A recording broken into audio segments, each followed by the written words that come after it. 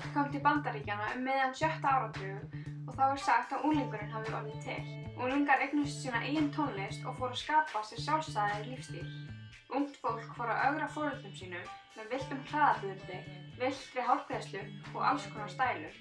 Unglingamenningin náði fullum þroska á 7. áratugnum. Ungt fólk úr ólíkum stéttum blandaðist betur saman en áður hafði þekkst út af skólum, sjoppum og rokktónlistar. Á seinni hluta 7. áratugsins náði kynslóðabilið hámarki. Unga fólkið fór að gagnrýna samfélagið og mótmæla því hvernig yfirvöld höguðu. Árið 1954 hófst söngferillinn hjá Elvis og tók hann upp fyrstu plötuna sína í Sun Studio í Memphis.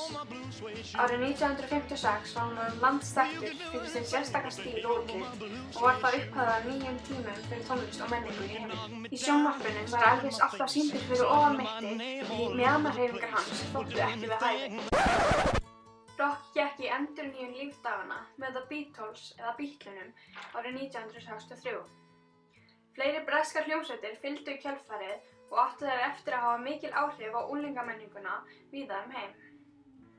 Beatlarnir voru undir sterkum áhrifum frá gömlu rockbyrjunum en þó ekki eins ögrandi. Þeir komu fram sem hljómsveit þar sem allir 4 meðlimir voru jafngildir en áður höfðu hljóðfæraleikarar staðið í skugga söngvarans. Þeir hétu John Lennon, Ringo Starr, George Harrison og Paul McCartney. John Lennon var mikill friðarsinni og maður finnur enn þann dag í dag fyrir áhrifum þeirra. Eftir andlát hans lét konan hans, Yoko Ono, gera friðarsúluna í Viðey og hún heitir á ensku Imagine Peace Tower í höfuðið á einu frægasta lagi John Lennons, Imagine. Hljómsveitir eins og Rolling Stones og Kinks spruttu fram í Bretlandi og myndaðist mikil samkeppni á milli hljómsveita. Tónlistin var fjölbreyttari og metnaðarfyllri. Uppreisnarandi rockins var komin fram á nýjan leik. Æskan hafði aftur náð valdi á eigin tónlist og var það fullorðnu fólki til mikillar skapreinar. Breska byltingin sem hafði byrjað sakleysislega en fljótlega tók hún að túlka þol æskunnar gagnvart hvers kyns valdamennsku hinna fullorðnu.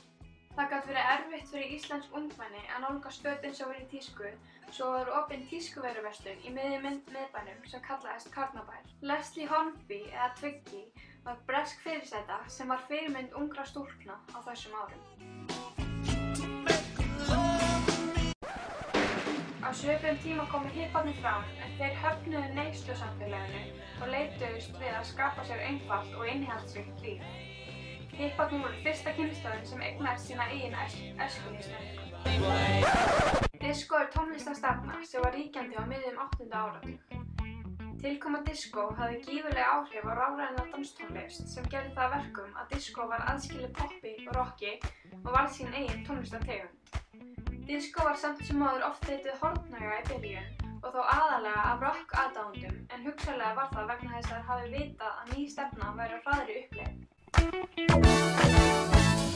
Eftir diskoið hafa rocktónlist og danstónlist alltaf verið aðskilin. Disko kemur úr ýmsum menningarfremum og aðallega samkynhneigðum og blökkumönnum og var hugmyndin að geta farið að dansa til að gleyma amstri dagsins á litríku dansgólfinu með dúndrandi tónlist og litadýrð.